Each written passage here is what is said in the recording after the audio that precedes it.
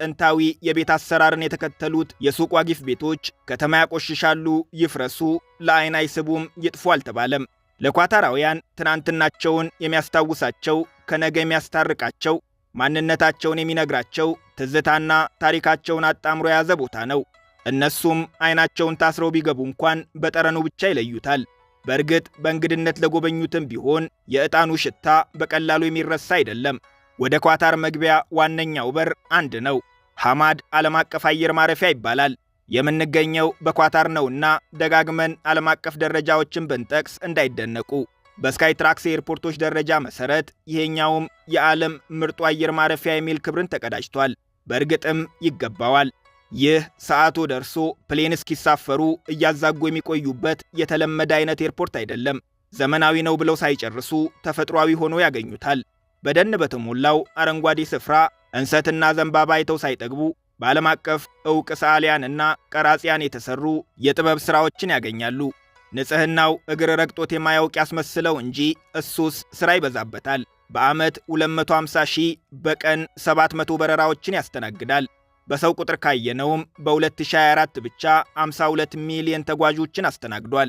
22 ስኩዌር ኪሎ ሜትር ይሰፋል። በእግር አይዘለቅምና የራሱ የውስጥ ለውስጥ ባቡር አለው።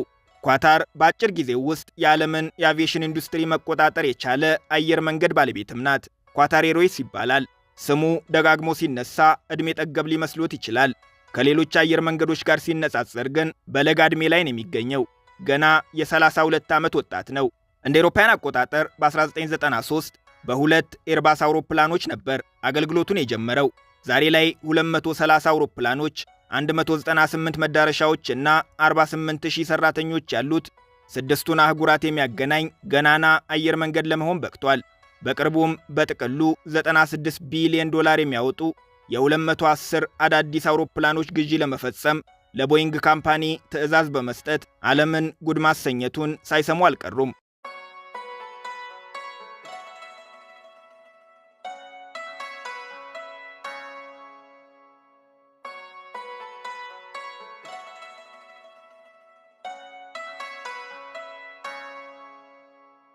ኳታር ማለት ለምድራችን ልዕለ ኃያል አገር ለአሜሪካው ፕሬዝደንት እምቢ ማለት የማይችሉትን አጓጊ ስጦታ መስጠት የምትችል አገር ናት። የአሜሪካው ፕሬዝደንት ለጉዞ የሚጠቀሙበትን በልዩ ትዕዛዝ የተሰራ ኤርፎርስ ዋን ልዩ ጀት ሳየው አረጀብኝ፣ ለወዳጄ ክብር አይመጥንም ስትል 400 ሚሊዮን ዶላር የሚያወጣ በራሪው ቤተ መንግሥት በመባል የሚታወቀውን ቦይንግ 747 ልዩ ጀት በስጦታ መልክ አበረከተች። ያው ሀገሪቱ ኳታር ስጦታውም